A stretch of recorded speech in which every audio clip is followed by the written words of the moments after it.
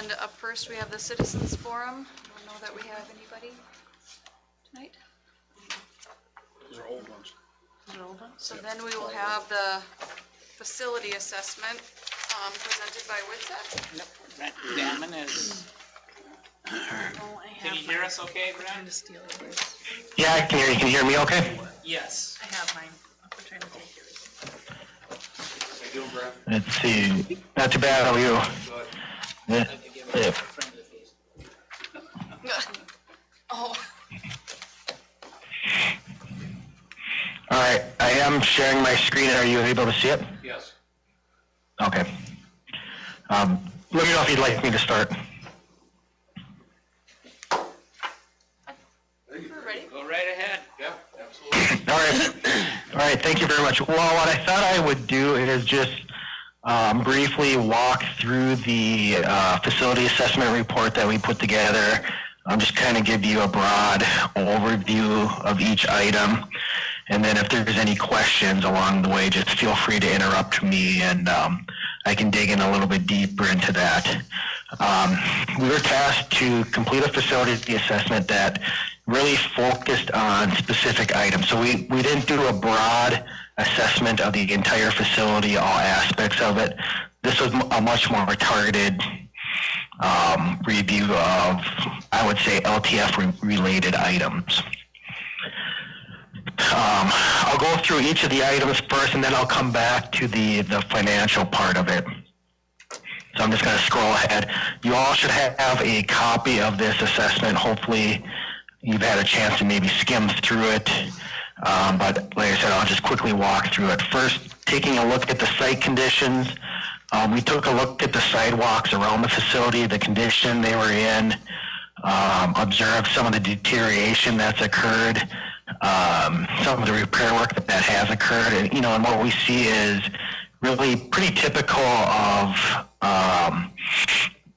sidewalks, walking surfaces that have been in use for, you know, this length of time, where freeze-thaw periods, you get that lifting and deterioration of the concrete. In particular, you'll see edges of panels like this that are eroding away and basically become like trip hazards. You know, so we observed that around the facility. And then in addition, we also took a look at maybe where there could be improvements to where additional sidewalks might be needed. A good example is on the south side of the facility at the parking lot. You know, maybe connecting up that sidewalk and leading it towards the athletic complex, that entrance over on that side. So our recommendation as it related to the sidewalks was removing and replacing them all, including some areas where the curbing has also deteriorated. You know, we would also look at taking care at the same time.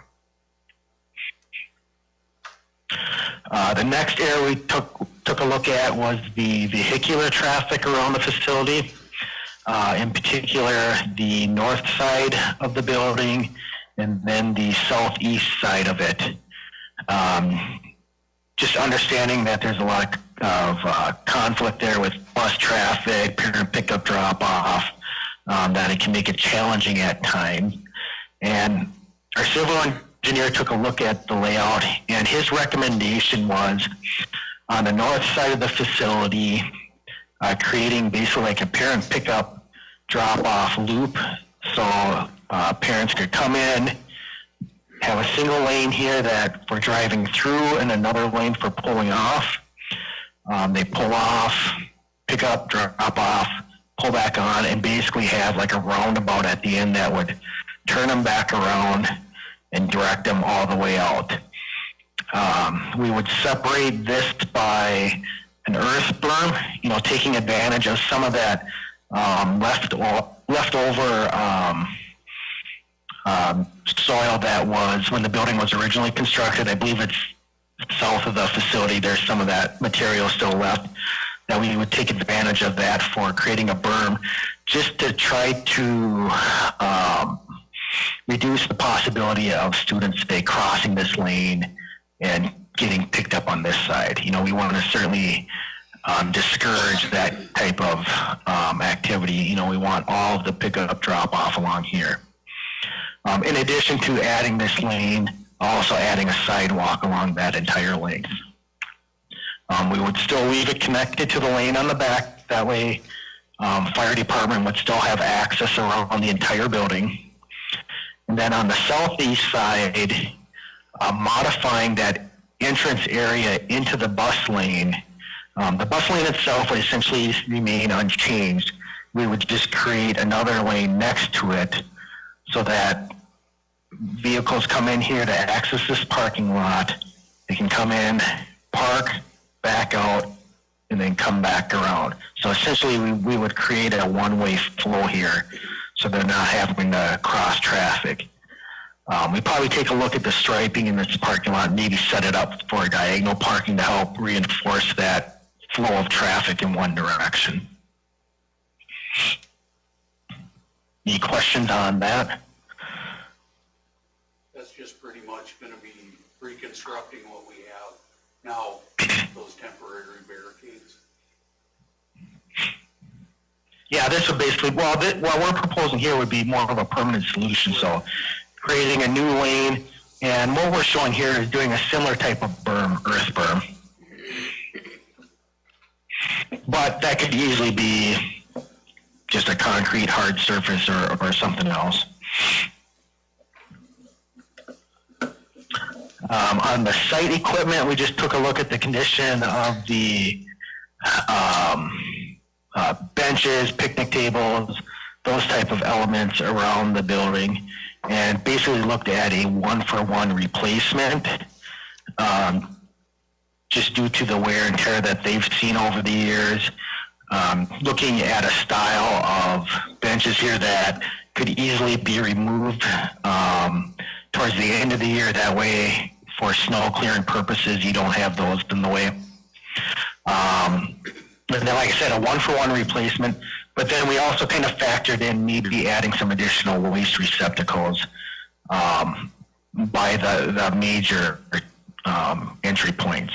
You know, especially on maybe the north side, if that starts to get used more for pickup, drop-off, maybe you want some more of those elements up there. So we did factor a little bit of that in there.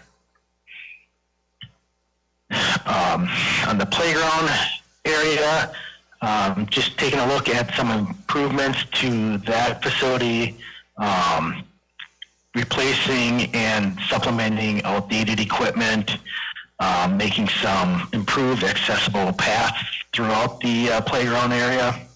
Just looking at improvements in that sense. When we priced this, we also did factor in if you wanted to go the option of an all-resin playground system. That's something we've seen coming a little bit more and more common with playground areas just for an accessibility standpoint. But, you know, when I get to the end of my presentation, I go back to totaling up the numbers. That is not factored in. So if that was a feature, something that you would want to consider, you would just have to remember that we got to factor in some additional dollars for that. The running track area, we took a look at that, the condition of it, some of the cracking and heaving that we saw throughout, as well as some of the support elements like the long jump, triple jump areas, some of those surfaces, remediating them to get them more to new standards, removing this basically down to the base. So we're not saying that the base would have to be replaced based on the information we've got and the core samples that were taken. We believe that would be good. So basically taking it down to the base and then rebuilding it. And then for the football field area, basically regrading that and adding an irrigation system throughout that area. Again, we did factor in an option there that if you wanted to consider artificial turf, just what that additional cost would be on top of this. Sticking in the athletic field area, we took a look at what the impact would be to add a new building there to provide concessions, public restrooms, storage, and a press box on that one east side of the field area, and what that would be from a cost standpoint. We didn't get into preliminary plans or layouts. We just approximated the square footage necessary based on 6 fixtures within each restroom, some concession stand space, and then storage space.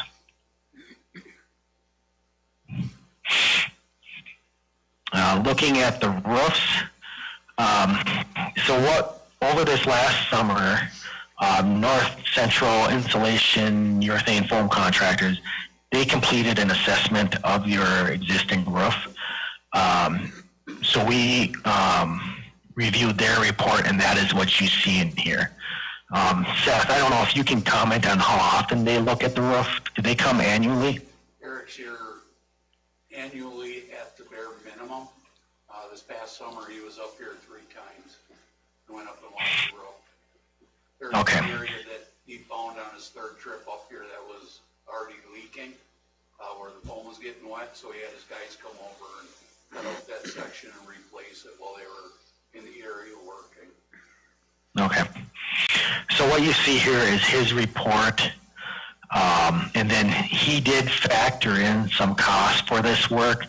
And so we basically just took those numbers and just factored in a little bit of inflation, thinking ahead if this was something that was bid a year from now, where that cost might be, as well as some of the soft costs that would be accounted for just going through the bid process. On a similar note, with the window conditions, there was also a report that was completed over this last summer. Seth, I don't think I noted who had completed that Woody report. behind me. Okay. So what you see in my assessment is that report. And so the recommendation was to replace all of the aluminum clad wood windows with a similar style, and then providing separate window blinds not between the glass, but just a separate window blind system for sun control.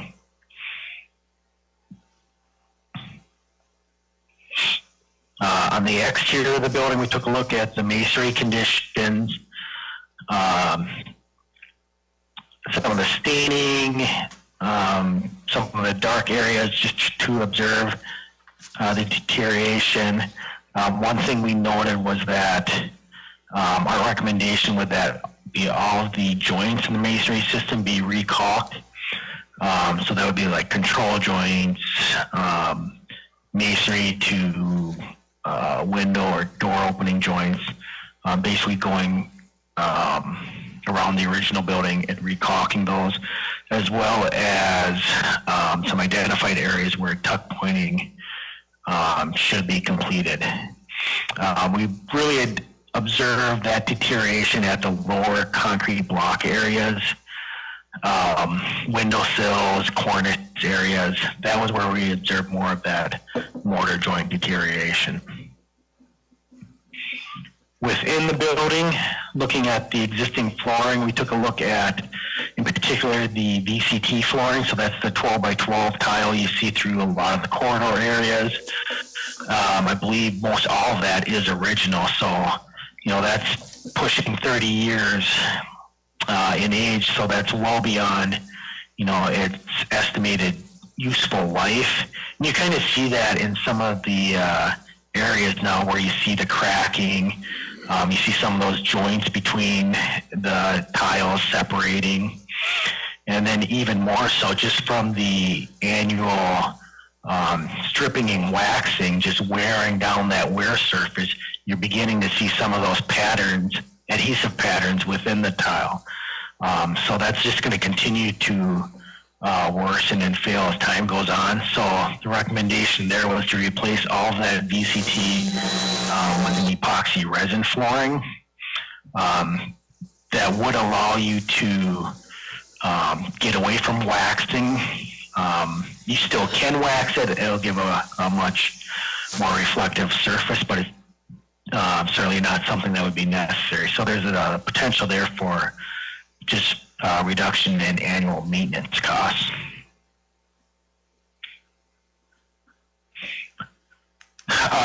Looking at the restroom facilities, it was asked that we take a look at what the cost would be to convert one of those restroom facilities to gender neutral. You're seeing a lot more of that in facilities, especially in new construction. And something we see coming down the line where it's just going to be code required.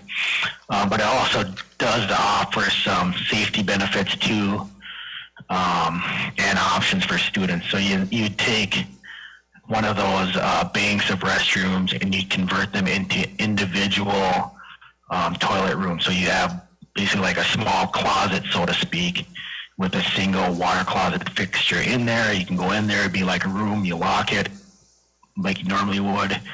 And then out front of there, you would have lav sinks for use by anyone.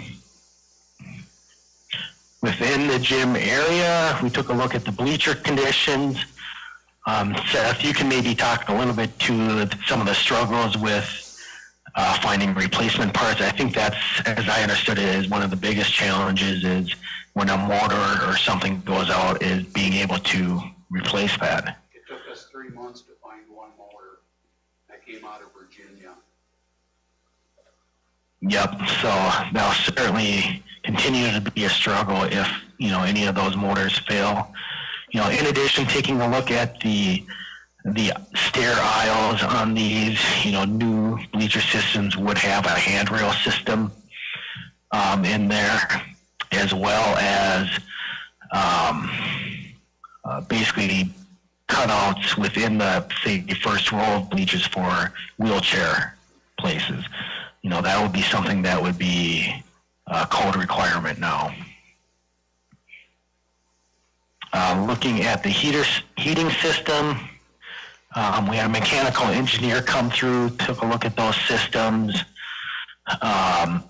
His recommendation was to replace the boilers with the high efficiency natural gas boilers. He did note that it would be worth considering or exploring the option of a hybrid gas electric boiler system. That would be something if off-peak electricity is offered. And then in addition, replacing the hot water storage tank.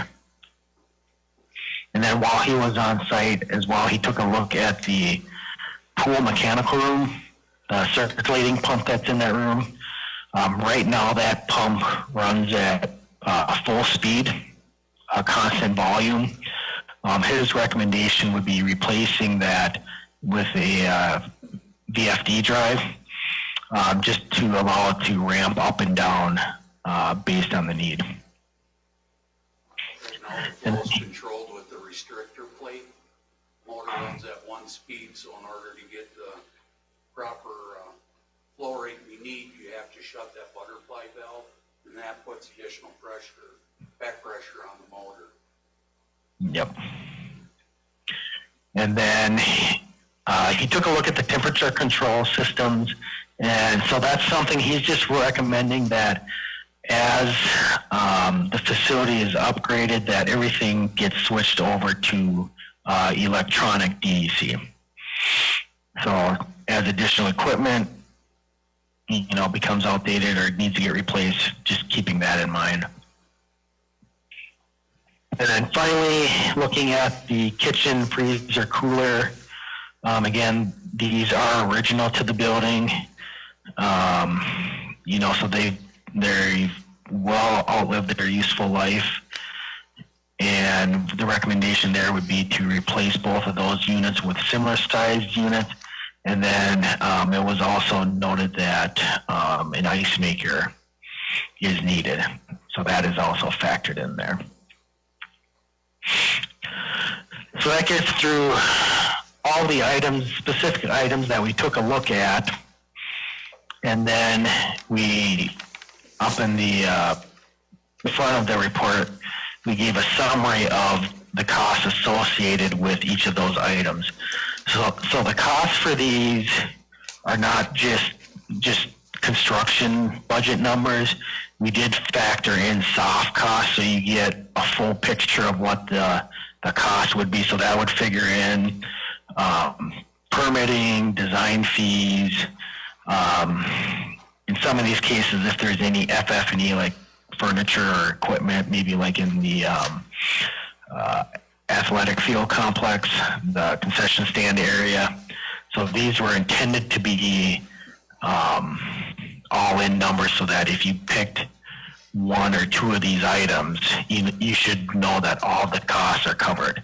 Now these do reflect 2023 pricing, so depending on if you were to do some of these, we would probably want to factor in a little bit more of a contingency.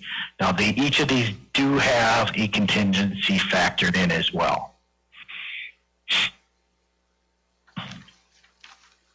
Just distribution, site-related items was about 3.4 million. Building conditions was just under 4 million.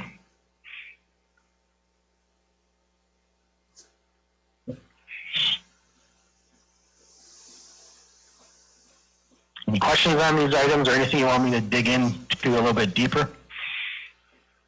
Well, there's an obvious question that comes up. I appreciate the flat tone that you occupied for your entire presentation. I was waiting for a moment of panic or eyebrow raise. Did you have any priority on there?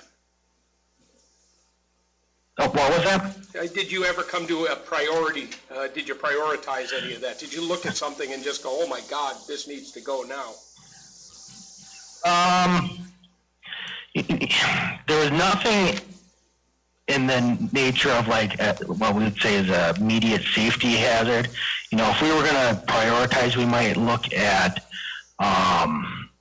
certainly the building envelope related ones. The roof items I think would be a priority, just because of if there's a leak, it'll create additional issues. The next area that we would maybe look at would be accessibility related items. So there you might look at the walking surfaces around the site. The walking surfaces, let's see, what would be another one? Yeah, that's probably the main accessibility one. And then another area would be safety related, which might be the vehicular traffic. So if I was going to prioritize, I would probably be looking at the roof, the vehicular traffic, and the sidewalks. But anything like the window conditions, if masonry joints, if those continue to deteriorate, they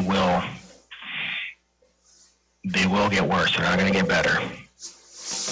Yeah, and I think in fairness to Seth that we've talked about the windows a few times and have sort of arrived at that as, a high need item. But I guess something like that you could also do piecemeal as opposed to like the walking surface condition. You're not going to replace just one tile at a time type thing. No, that would certainly be an inefficient way to do it. I mean, from a value standpoint, if you're going to do it, you probably want to do it all at once, because then you get at least some economy of scale there.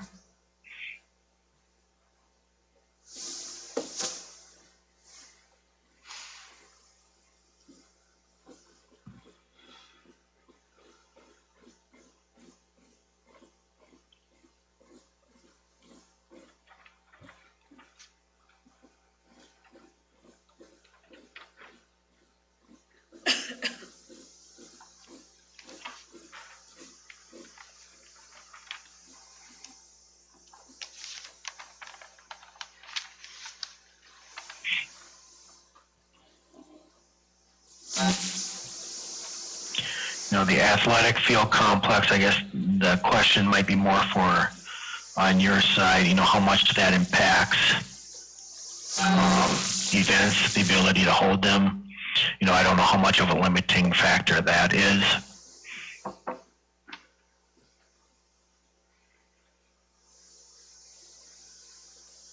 I do have a question about the epoxy resin post covering for the floor, underneath the VCT tile.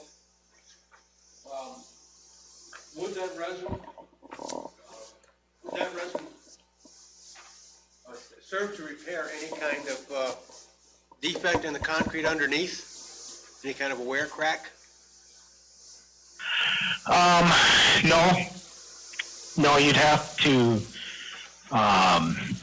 identify where some of those joints are. You know, if there's something that's still moving, or if that was something that cracked, you know, when it was initially poured. You know, that's somewhat typical. If it's something that's carried on, you'd probably want to look at some sort of a control joint in that floor system, so you somewhat honor it. Because if a floor continues to crack, it will crack that resin floor.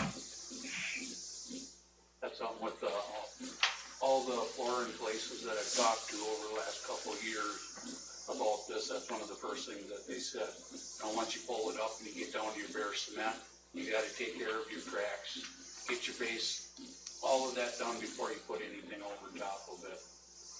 Because otherwise, they would just be throwing money away, and not everyone was willing to do that.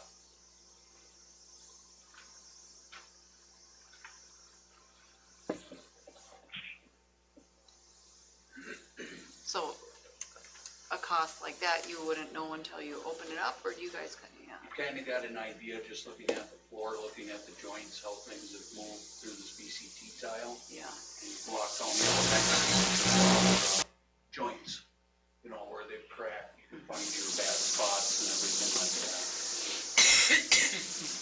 that. Yeah, those would probably be the greatest indicator of the areas that might be the biggest issue. You know, they'll probably still find some other cracking, but that should be minor if it hasn't projected through the VCT. And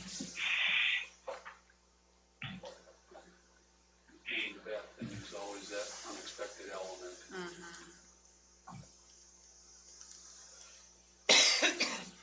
What kind of contingency do you put in? Is it 15% or? We factored 10% into each of these.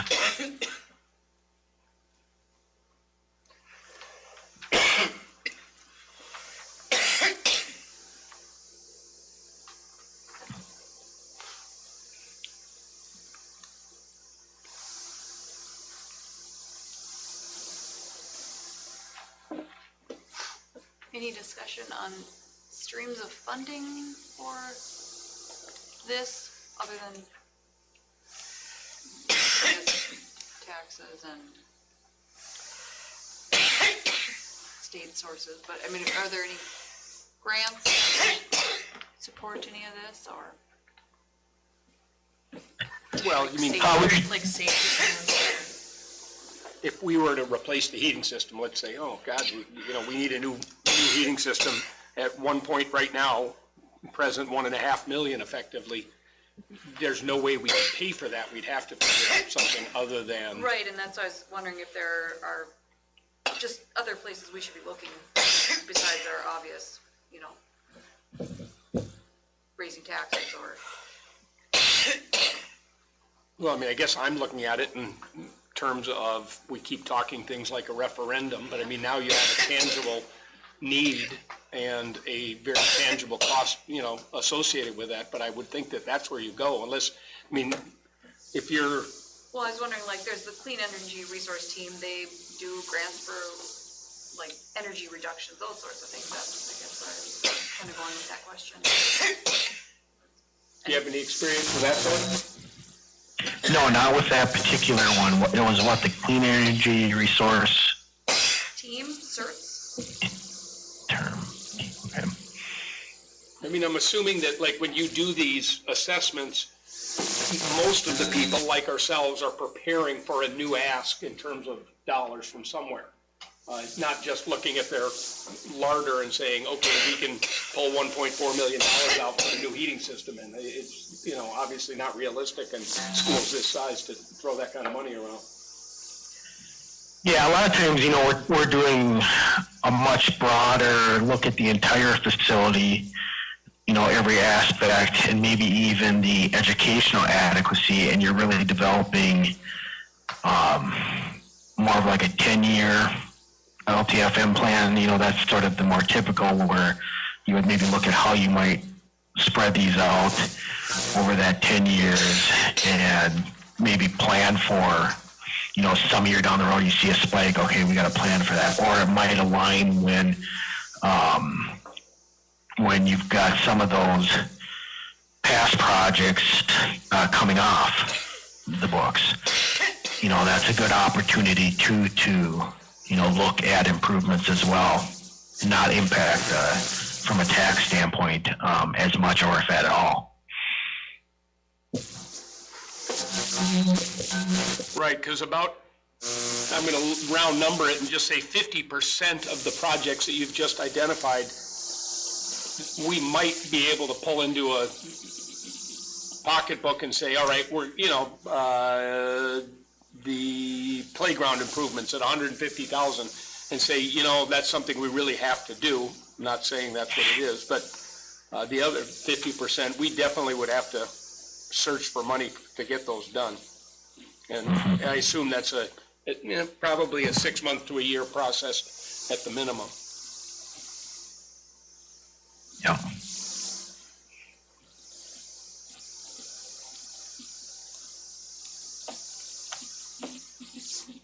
There are some too that maybe like the vehicular traffic, the loop on the north side, maybe the south side, maybe some of that we can look at safer routes to school. If that's something that could qualify for that, that might be an option. Will you repeat that? What did you say? Safe routes to school. Okay, so safe route to school. Yeah, we went through that process, so we haven't found that much money.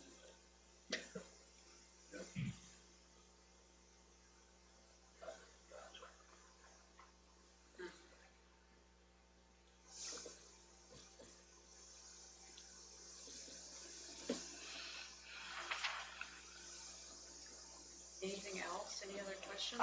The other question is that roof, is that a total replacement that you put in the projection?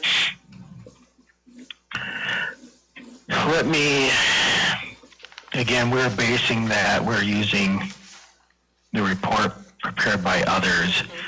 So no, it's not a complete, there's some areas where they just note there's no concerns at this time. Okay. So it's sort of identifying, as you go through this, you'll see section D, E, F, and you'll see how that corresponds to the plan. So it's not, a complete tear off, it's specific areas. Okay.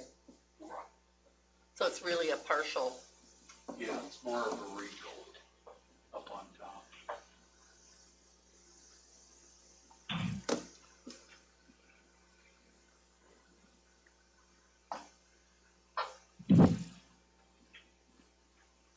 I thought that was the case, but I just wanted to double check. Thank you.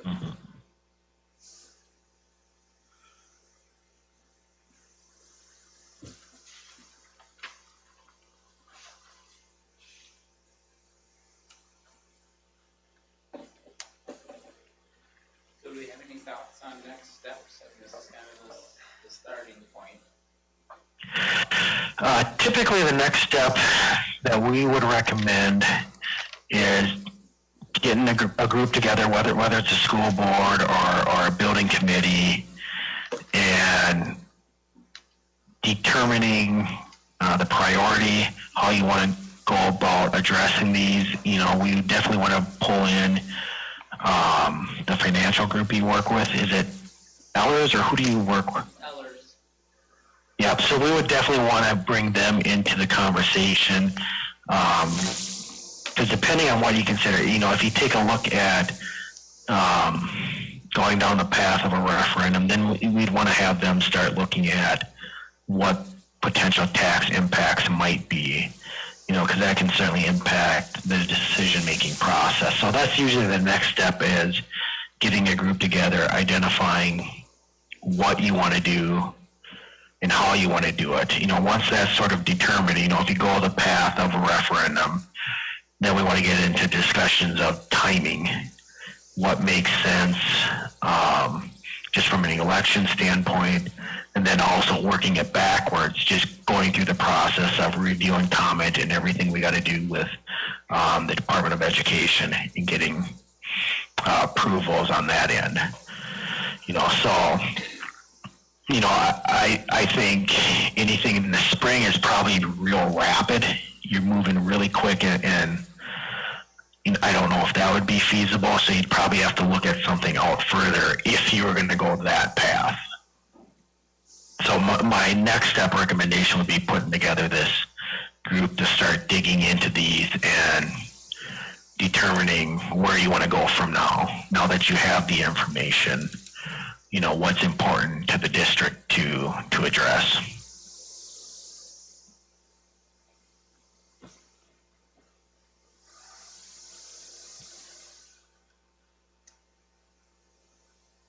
I mean, it kind of falls on the buildings and grounds, I assume.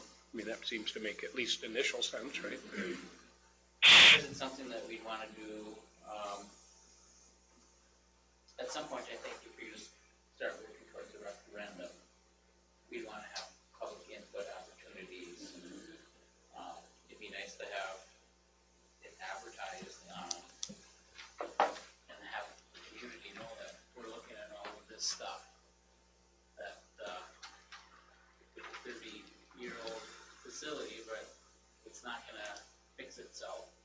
And I think the more that the community can be involved with helping us prioritize, what do we want the giant brick cell directing the traffic for the next 5-6 years? Are we happy with that, or do we want to do a permanent fix? So in my mind, if we did some type of, whether it's the full board doing public input meetings or doing a working session where you can bring in experts on different pieces of this and make it open to the public, so there's a section of time that you could open it up for public input and question. But it's, that's up to you guys how you want to approach this. Or do you do just a smaller committee and do the priority items first and then pull in more of the public input?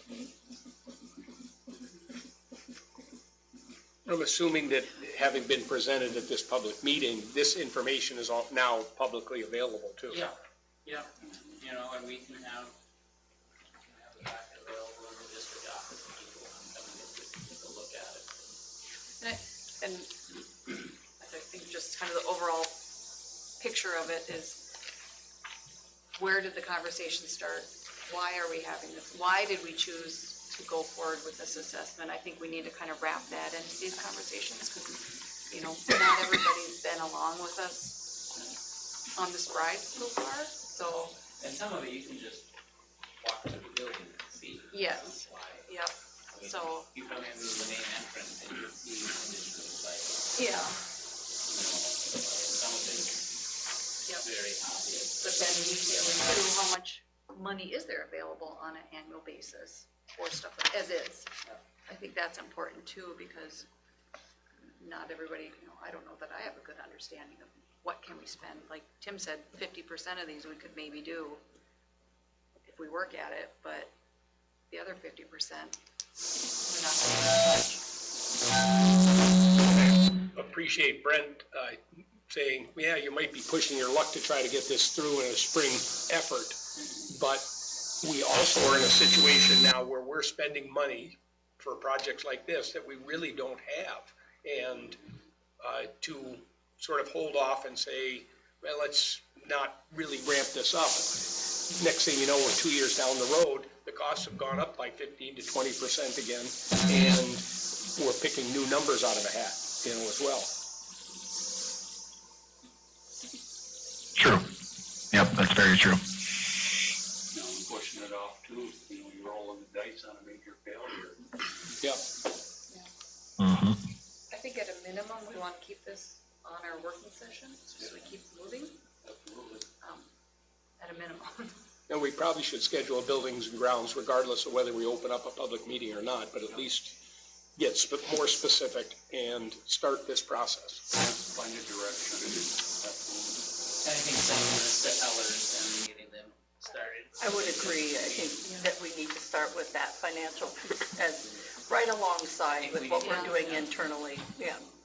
As well as, you know, like you said, the public should be aware of it now, you know, and, just We do have simply our- that it's a our 30-year-old 10-year building. operating levy is coming to maturity in 2026, 10 years to renew that. So that's another tax impact that we're gonna be working on too, so I think getting Ellers involved in looking at the big picture. And when are we done with the current bond? What year is that? There's a couple, isn't there? There's one in 2017 that, we No. used part of our LTFM to make that bond payment. But it's not coming, when do we get done with it? 2017. No, we're already past No, 2007. 2027, sorry. That's what I'm trying to ask. You're trying to back the clock up, Jeff, it doesn't work out. I'm sorry. So that piece too will help It was a 10-year bond. our LTFM, so that would help the money that's That would available. increase our, I don't know, it's like 90,000 that goes to Yeah, that bond payment that normally would be in our. right. I mean, that would help us with the smaller projects, funding for some smaller things, like, you know, there was some $33,000 ones and some of those smaller. You have to keep in mind, I think, that there's a portion of the LTFM is taxes as well. Right, yeah.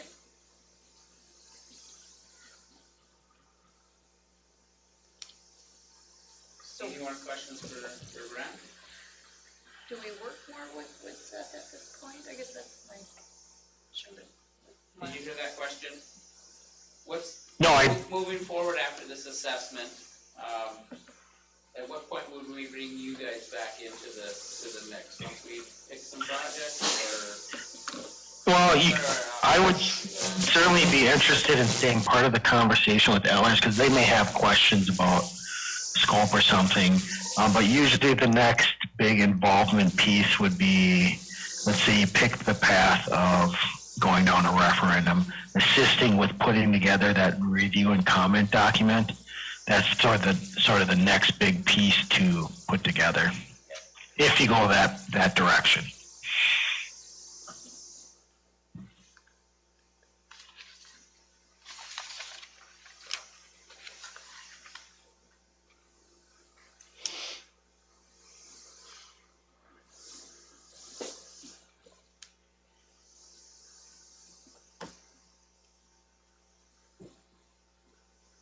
So my next step will get hold of Ellers, listen to them, and set that.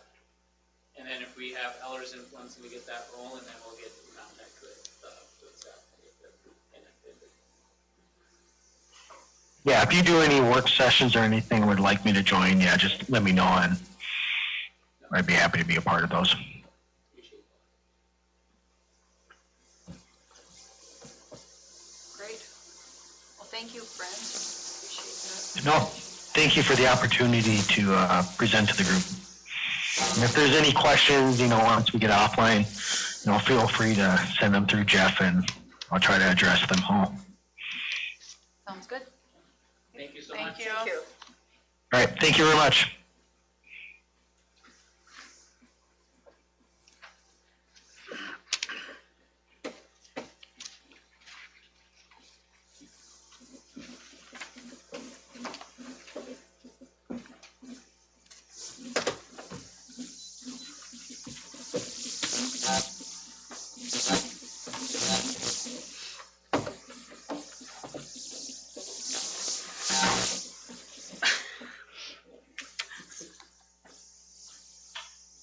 Thank you, Woody.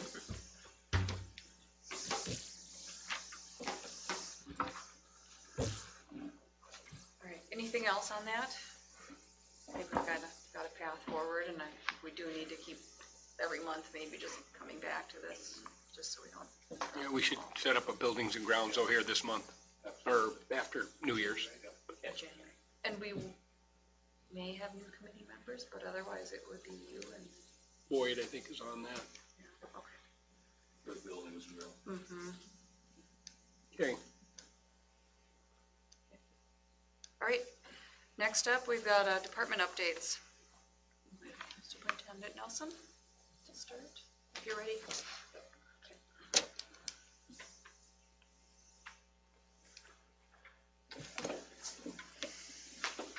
I'll make it quick. Enrollment information was sent out in the board packet. We're basically up 3 students, K-12. There's a resolution combining polling places for 2024, and that's going to require a roll call vote. And then I also included, since I figured we'd be talking about possible referendums, the 2024 special election timeline is in the board packet. And as Brent was saying,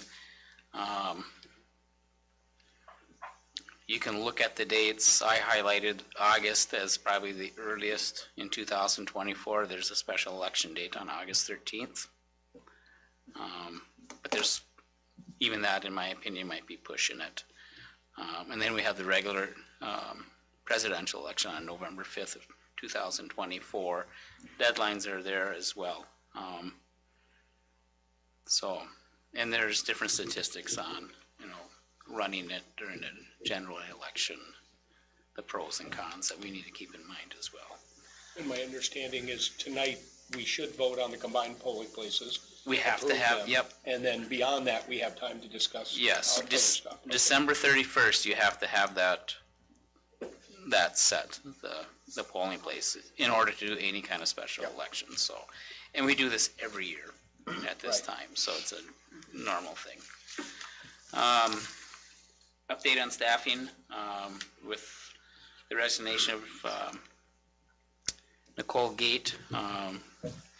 We are absorbing that position. Diane Carlos is taking over the interventionist Read 180 System 44 position, and Nicole Fiala has been reassigned to school readiness VPK. I've been working with both of them to get training and support as we transition. Ideally, this is not the best time of year to be making these changes, but it's just what we're faced with. So those will be just appointments in the board action tonight. Negotiations, we met last Tuesday on the 12th with Education Minnesota, and we have a next meeting set for January 3rd at 5 p.m. in my office. I guess we continue to have positive meetings, and we're progressing towards a tentative agreement each time. MSEA, we've actually have a tentative agreement, and they are scheduling sometime in January to meet with their members, and hopefully they can ratify the agreement. And once that happens, then it'll come to the board as a whole to approve. And I do have our next meeting with AFSCME group, and that's set for January 9th at 1 p.m., and that'll be in my office as well. Strategic plan review, we didn't schedule any review of any of that for December. In January, we'll, in good timing with our audit report, we'll talk about our finances, and that might be something that's going to be an ongoing discussion. And then the last thing I have on my notes here is our reorganizational meeting as an agenda item. I'm recommending that we meet on Monday, January 8th. And that's the first Monday in January. Since January 1st is a holiday, we can't meet on that day. So January 8th is my recommended date. We can do it earlier if you'd like. Done like a 7:30 a.m. I wrote down question marks for time. 7:50 would be the earliest I could get in the building, 7:50? unless I make John drive my route. So let's, just in case the weather's bad, can we come in at 8 o'clock? That's fine with me. 8 as long as it o'clock doesn't on- screw up your day. Oh, no. Okay. I always have time. It'll brighten his. And it's a It'll- quick yes. meeting. It's generally a quick It's a meeting. quick meeting. Yeah. It's, Yeah. yep. Okay. So 8 o'clock on the 8th. Yep. And that'll take a motion and a second and all that good stuff. But that's my recommendation. If you want to discuss different dates, that's up to you folks. But Let's just set it and then figure out if I it think doesn't it's on work. the agenda, isn't it, as an action Yeah. item? it is, Yeah. but I don't think we put in any dates No, and stuff, no, so we didn't, no.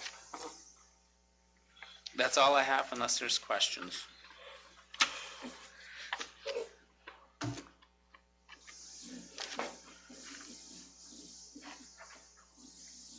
Next up, Ms. Merchant. Good evening, everybody.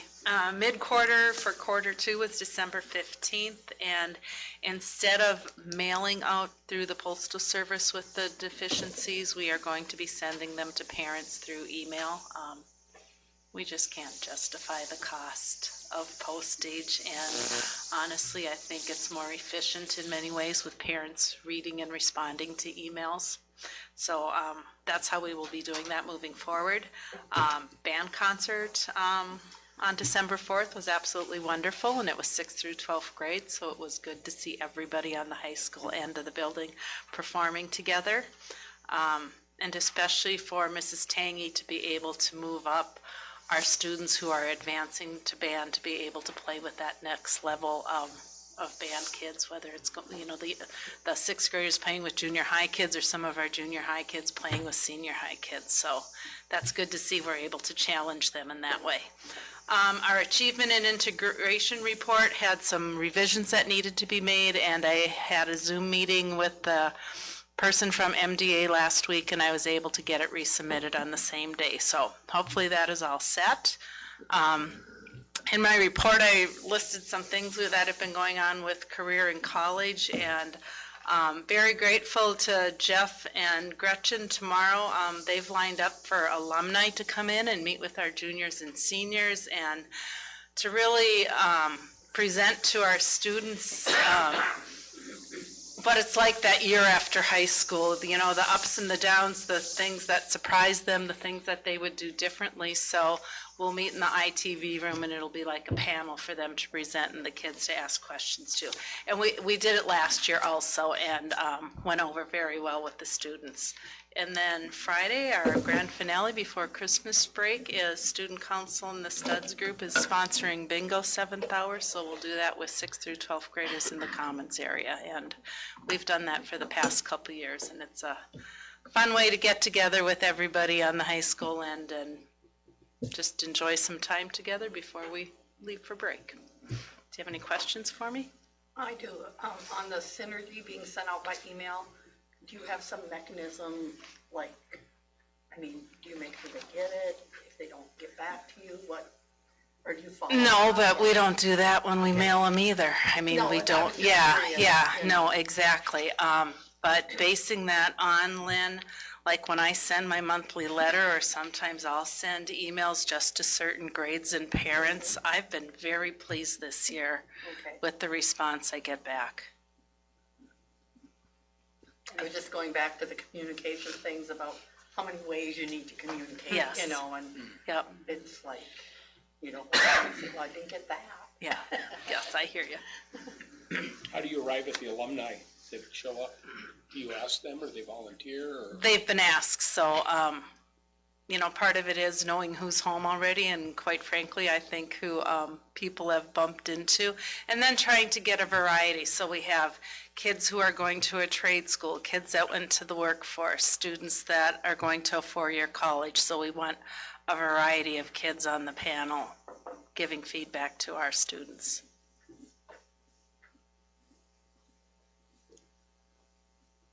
Any other questions?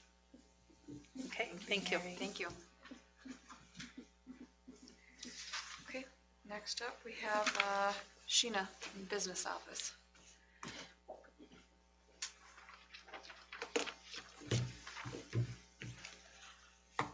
Okay, I do not have a finance report.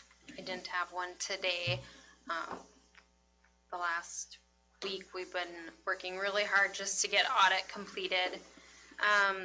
We were able to submit our final UFARS data on Wednesday. I actually made 2 submissions last week. After going through it, it was very disappointing. I'll be honest. And I've actually spent the day just digging in, trying to find different discrepancies. And looking back, they even stem from fiscal year 22. So looking over a few things, sorry, I'm just gonna go through. So overall, the revenues were very close. I was off by about $90,000, but we under budget enrollment, which is a good practice.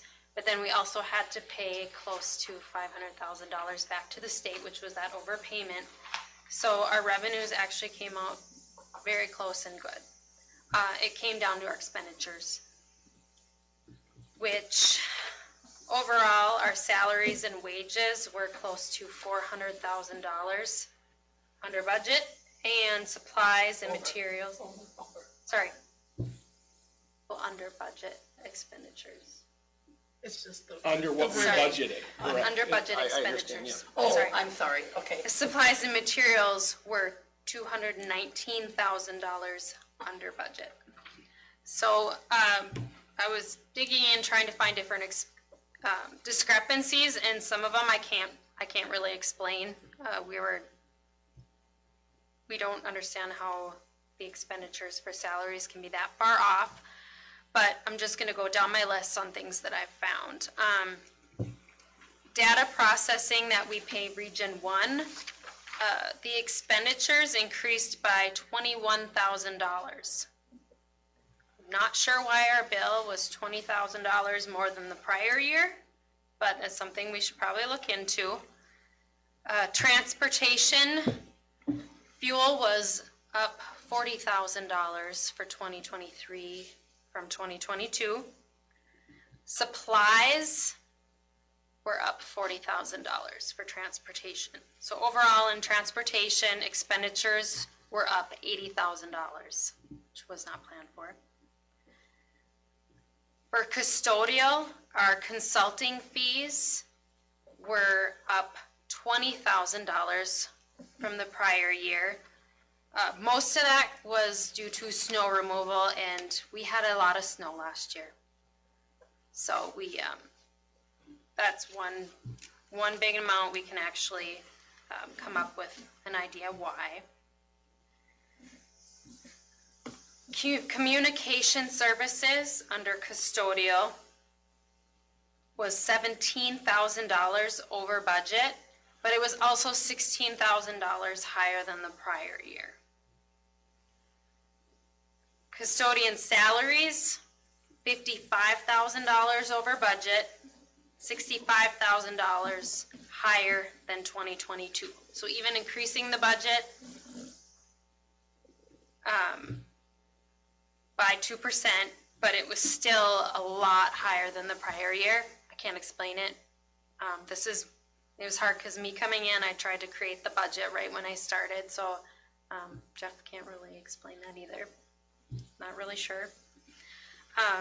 Our bond interest in Fund 7 is up $290,791. That was a huge discrepancy even from the last couple years. It's been very consistent. I'm not sure if it's just a difference with the auditors coding things, because I have found differences from Eide Bailey. But I did email our auditor because that's a huge difference in bond interest from last year to this year. So I don't know if it's a difference between Fund 1 to Fund 7, but right now it's recorded in Fund 7. So I emailed her to see if she has an answer for that. District office supplies, we did find they were $12,000 over budget, but I just found that we're coding all office supplies to district office instead of splitting it between the high school and elementary and district office, which is actually just fine. We'll just probably just close out the UFARs for high school, Sometimes combining those codes can simplify things for budgeting, and sometimes separating them can help too. So we'll take a look at that. Our copiers is something we definitely need to look at in the future. We budget $36,819 for our copiers, which is what was budgeted the prior year. They actually cost $57,046 this past year, $20,000 more than the prior year. So, overall, across the whole school, we saw an increase of $70,000 just in general supplies. And I did find consulting fees. Oh, also consulting fees across the entire school, expenses were up $100,000 from last year. So there's just a lot of discrepancies from the budget. I take it to heart. I feel I could have did a better job budgeting, but there are huge discrepancies that I can't even explain from the prior year, just with things going up. So moving into this year, we'll have to just take a really good look and go over our budget and see if there's anything we need to tweak or if there's anything we can eliminate, finishing out the rest of the school year.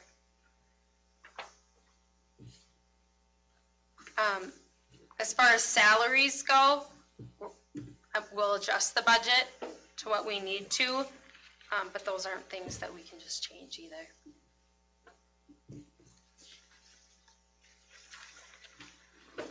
So the final use bars was submitted to the state.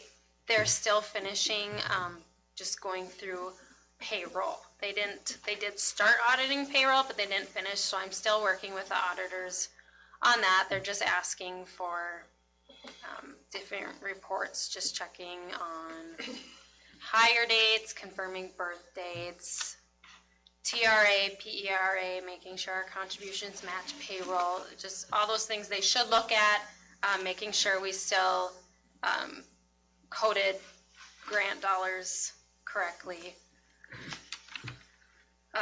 Nancy said like they weren't able to provide the final audit report today. They should be able to in January.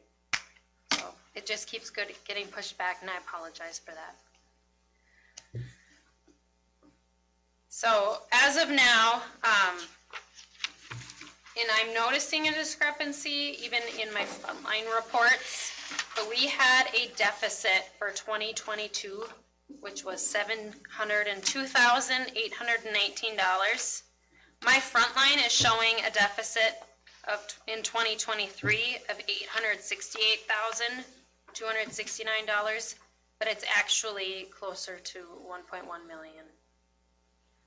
So my front line is not correct there, but there are some things that we still need the auditors to look at with our bond interest. And Jeff did also send an email to Ellers to check on that. So I was working all of this, and I have not finished my bank rec for October. Everything is entered. I just have to close out the month. But there are discrepancies in this report the more I look at it. So if you look at my first expenditure section for object series and program series, they both have the same difference of $406,000. So something's definitely off there. And then the projected end of the year balances are not calculating either. So then I went and I ran another report for budget summary, actually just prior to the meeting, and I'm erroring out and it's not pulling my data. So I did email Frontline because it's not pulling in right. So I'll have them look at that. And then Lynn caught even my, if you look at our community education expenditures, haven't rolled in at all for the year. So so I did contact them. I'm going to have them take a look at that. But we'll work on revising our budget for this year.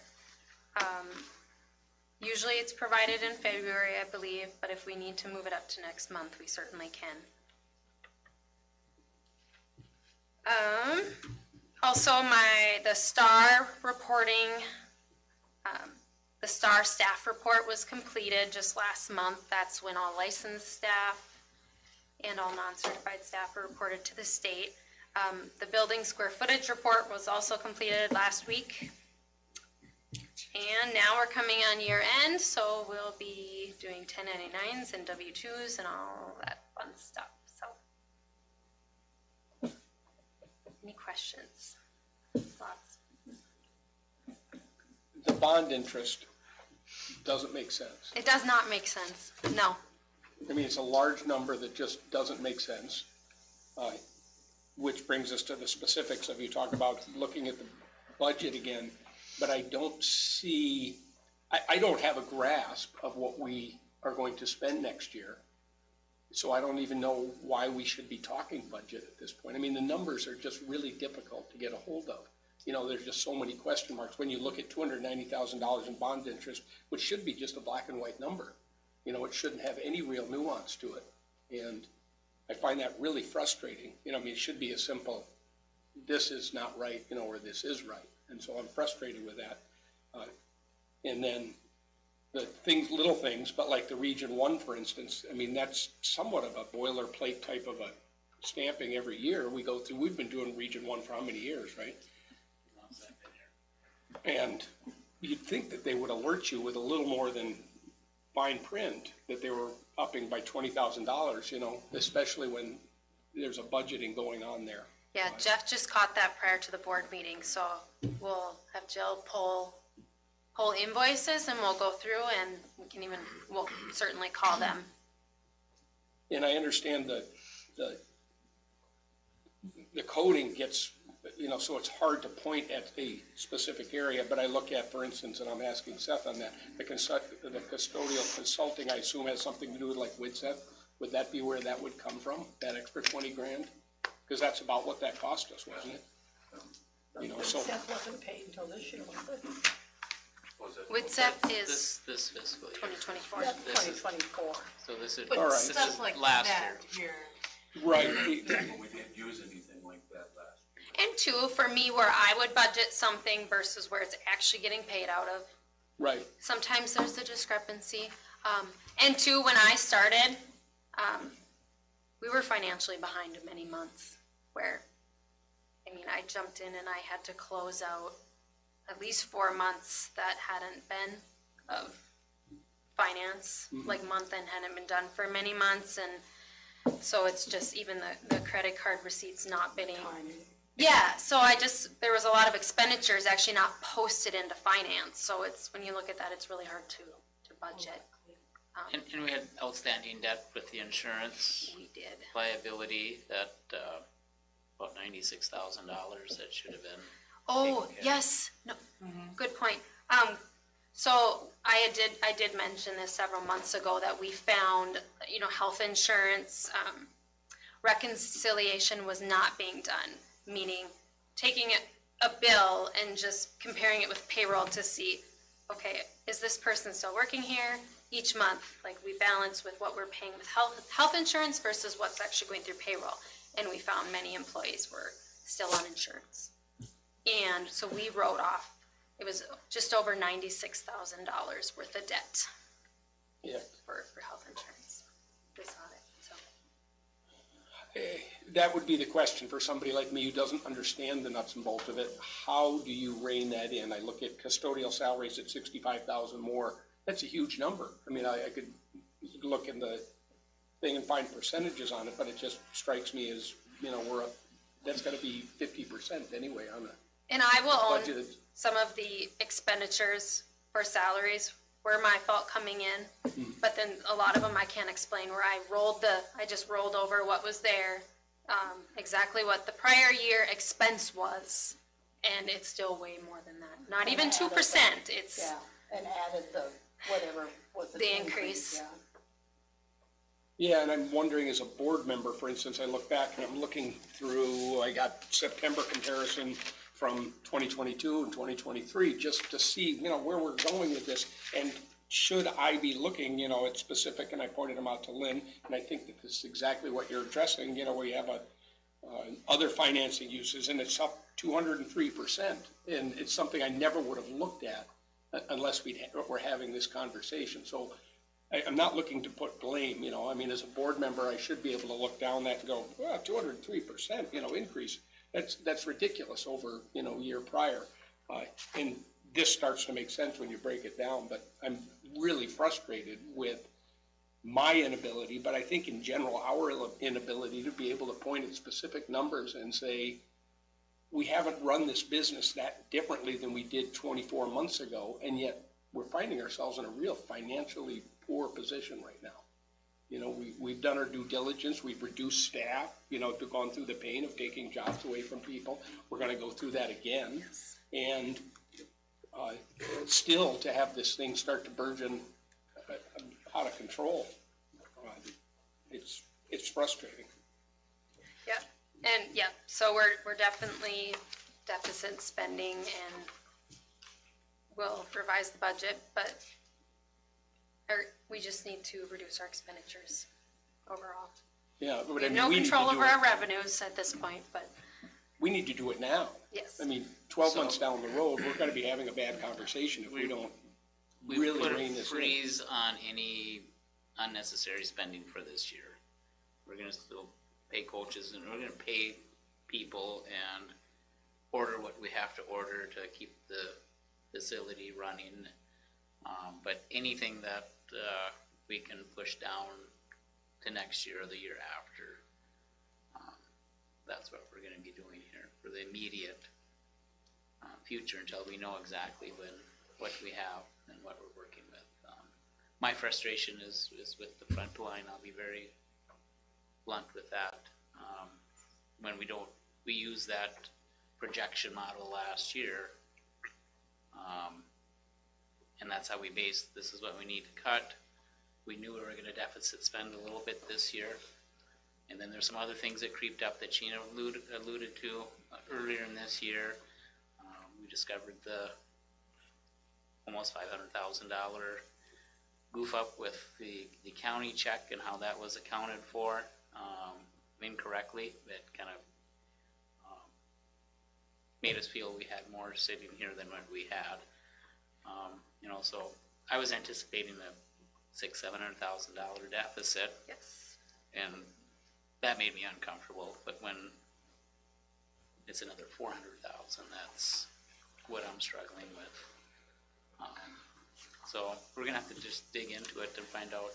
Some of it I think we're gonna find is that insurance debt, that kind of thing, that's almost 100,000. Our fuel and transportation costs and just those things with the high inflation and stuff. I think digging into that and knowing this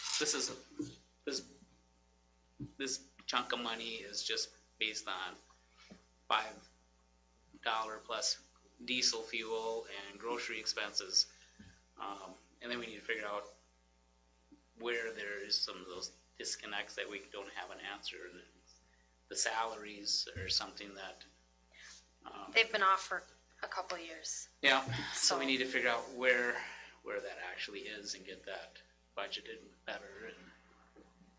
Right, But because we'll in be the looking same, at in the reductions same next year. sentence, we're talking about going to the public and saying, yeah, we need a referendum, we want to get we need some money, we do, there's no question, the building needs it. We need to clean up the little stuff, because I think that we were all okay with deficit spending when it was, this is what's gonna be spent anyway. I mean, we're fixing a pool, we're fixing a chiller, we're putting large amounts of money and knowing that we're paring that down and getting a little close. And that's where we were going with the referendum is, hey, we're spending money on an aging building, and an aging business. We need to, up the ante a little bit here. So I on the other question marks is what I really, for instance, on a bond interest, it just seems like there should be a logical offering of why that is a $290,000 number. I mean, so that money's got to be somewhere. Well, and two, just looking through Fund 1, it's just how the auditors do things a little bit different. So even our permanent transfers, they had me set up new codes, and they would move our expenditures, even though Bailey had it under a different code the prior 3 years. So I hope she has a good explanation for it, but. Or it'd be great if it was an error. I mean, that's, I mean- there's hope out there. I mean, I don't understand that at all. It's like they took all our bond payments from the next 4 years and made us pay them off right. I mean, what'd you say we were paying, $90,000 a year in a bond? No, 145, and it went up to the 290. It was like 135 and it went up to 297. So it's like doubled, over doubled. Over double. And the, Went up 247,000. and as our bond balance goes down, that should decrease, not increase. It's almost like either something wasn't recorded properly in prior years, There's or, that possibility. or something's wrong this year.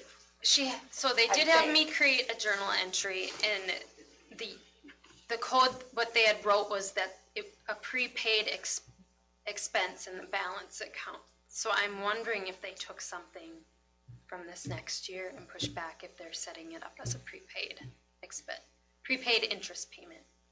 And that Is just my, So My then your assumption. interest for 2024 would be zero then. but I don't know really Doesn't why, seem because wrong. the expenditure is coded in 2024. Yeah. So, Seems weird. yeah, I don't want to make an assumption on it. I just know it's No. definitely not right. So Yeah, something's wrong. They have been working very hard on it and communicating. It's just been Nancy and I emailing back and forth at midnight, working together. So, Well, I appreciate the 12 very obvious, things that you listed, because that was, I think, my initial question. When you get that nebulous kind of other financing uses and then see the number that's attached to it in the column.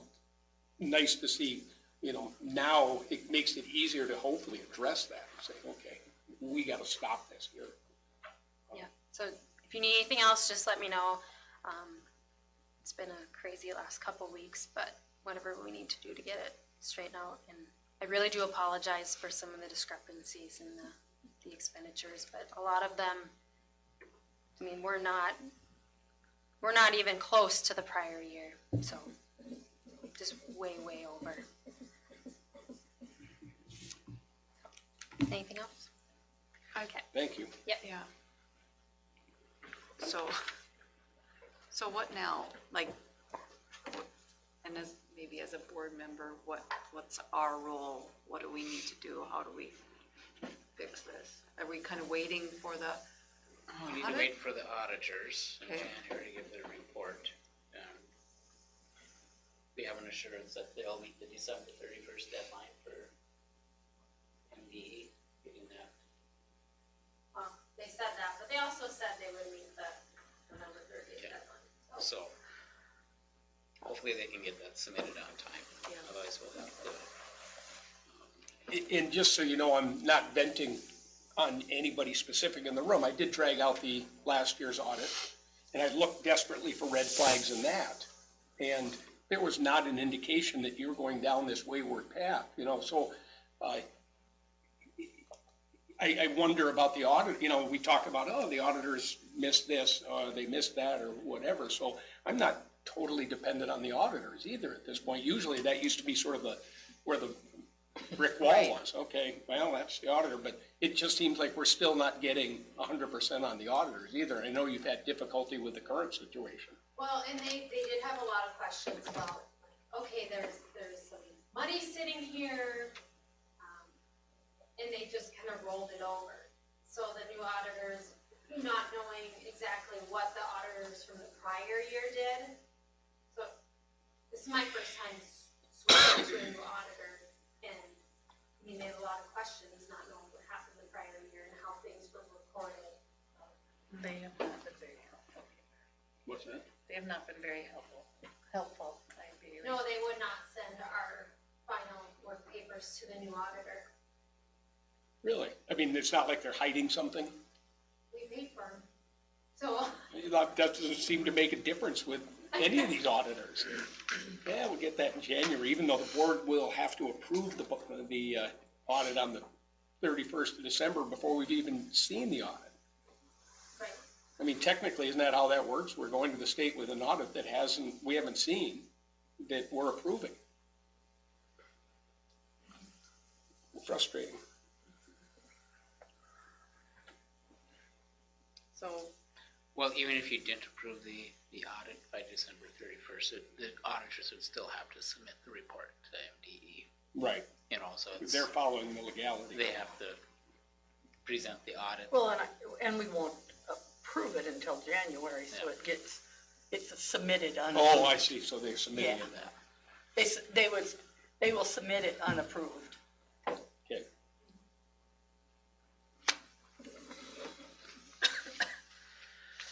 So as board members, just keep our feet to the fire, and each month we'll come back and try to, what we can explain, we'll explain, and we'll work with SMS and get the projection model back.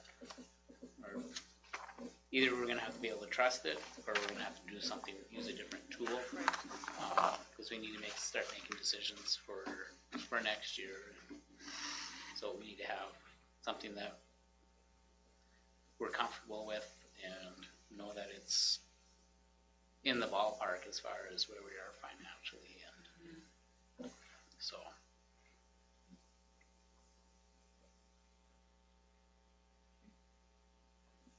Thank you. Thanks, Sheena. Anything else on that?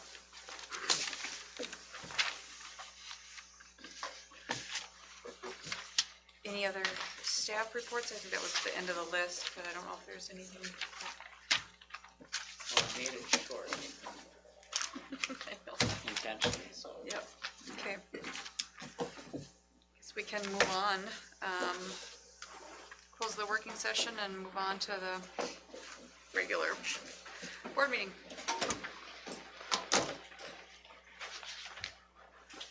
I pledge Allegiance to the flag of the United States of America and to the republic for which it stands, one nation, under God, indivisible, with liberty and justice for all.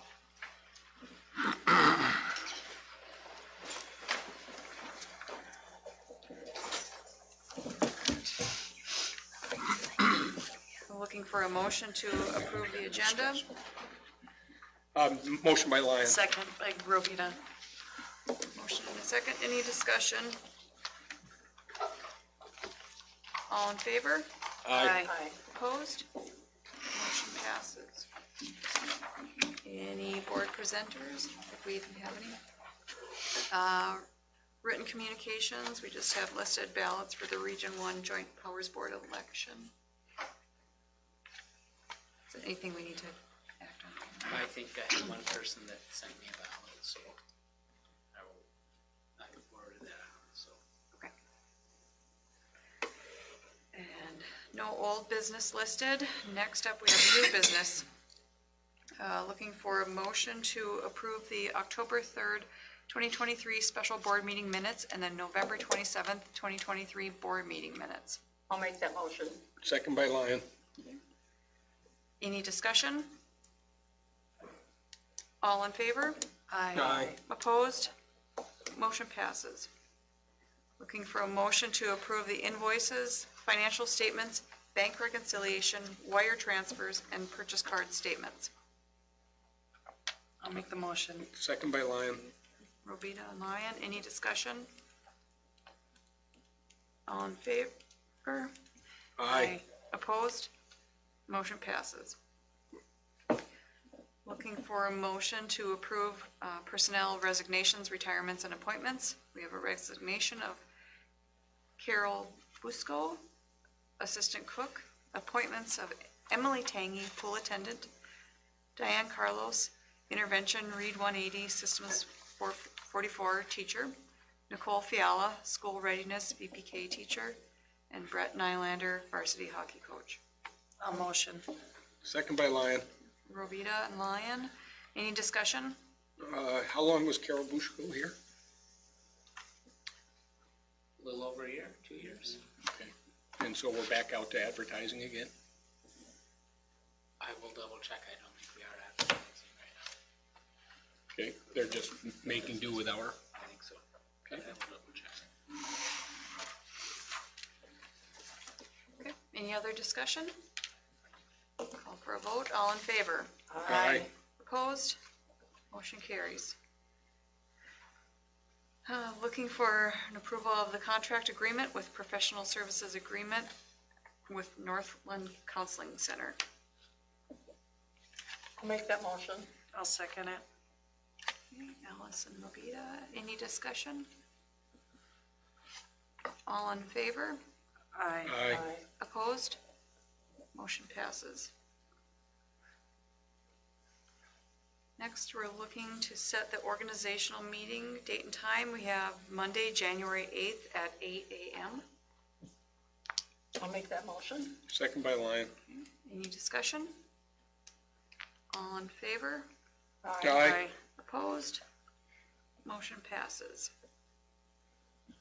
Looking for a motion to approve resolution 2023/2024-17, accepting a donation of $70 from Barbara, how do you pronounce that last name? Bukowick, as a memorial donation to the Lake of the Woods School. I would make that motion. I'll second. Lyon and Ellis, any Do you have her as a discussion? teacher?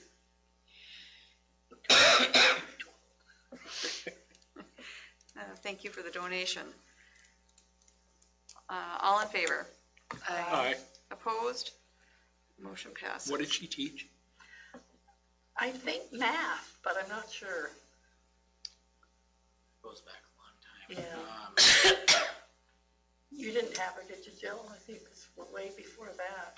I don't Her husband recognize was it. the principal. Really? Could've been in the old school. Okay. I can find out. No, just curious. I can ask the Ballards, because I'll stumble into them, and they're up next on the agenda, so they must have had a Exactly, relationship. yeah. Speaking of that, looking for a motion to approve resolution 2023/2024-18, accepting a donation of $30 from Steve and Joanne Ballard as a memorial for Barbara Bukowick to the Lake of the Woods School. Motion by Lyon. Second by Robita. All in favor, or any discussion? C, discussion on F. Okay, thank you for the donation again for that. All in favor? Aye. Aye. Opposed? Motion passes.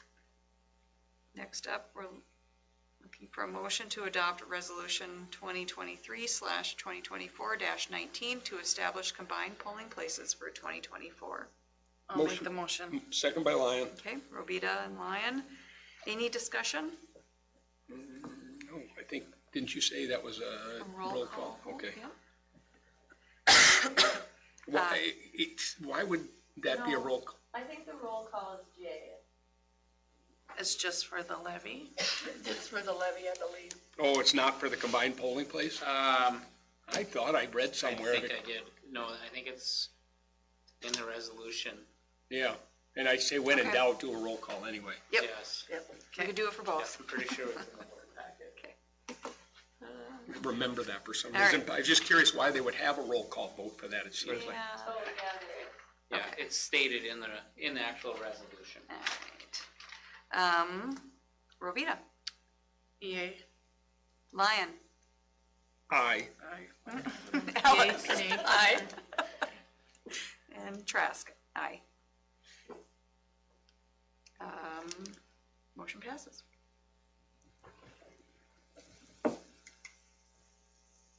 Looking for a motion to approve resolution 2023/2024-20, accepting a donation of $50 from Tom and Joy Bukowick as a memorial donation for Barbara Bukowick to the Lake of the Woods School.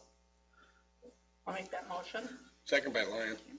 Alice and Lyon, any discussion? Again, thank you for the donation. All in favor? Aye. Opposed? Oh, sorry, aye. Oh, No, I'm sorry. in favor, I didn't say it. No, no. It's ran right over you anyway, so.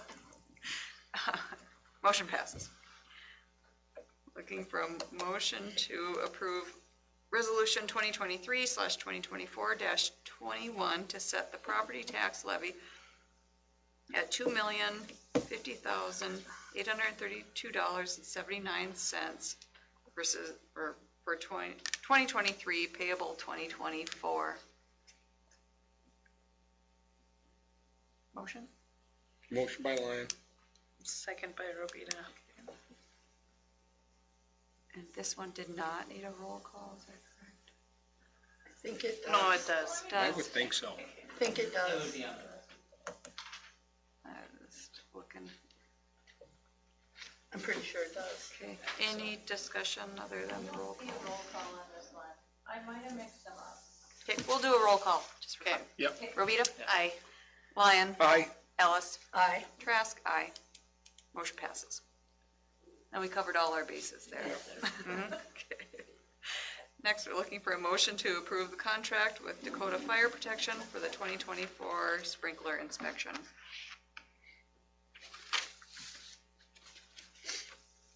Lyon would make the motion. I'll second. Lyon and Ellis, any discussion? Any idea how much it went up?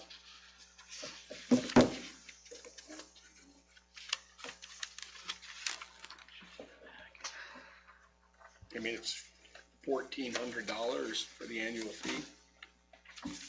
And $125 per backflow test, but you don't know what it was last year. We don't do the backflow test. Okay. Only for that.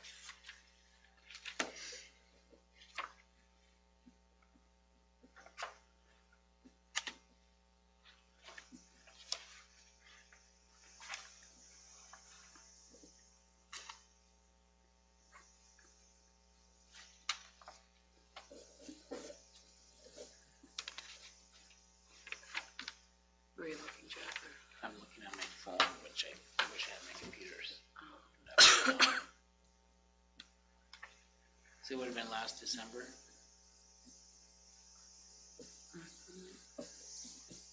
You have board minutes from a year ago on your phone? I have Drive. No. There you go, sorry. December or January, because it's not due till the 31st of January. I don't see it as December. Possible we did it in January even. She had a great interest in math, science, engineering. But she had an English degree. She was teaching English too. Did a little of everything.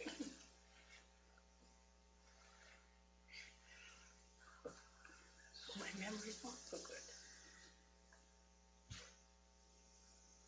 I have 2020 here, and that was 1,200. All right, well, I mean, we're talking 200, I'm just, the Region 1 number from our last discussion with Sheena's got me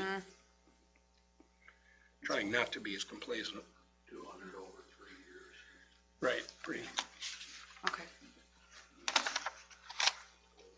So in the future, when we do this, we'll, when we renew contracts, we'll write up so that we say, this is what it was last year. Yep, Yes, and whether or not that's a good it idea. falls We within used to the do that, budget so we'll even start- Yeah, would be helpful. so we'll add that, I think that's a good idea. Good practice. Okay. Any other discussion? All in favor? Aye. Opposed? Motion passes. Any other business for tonight? No. We'll adjourn the meeting at 7:38.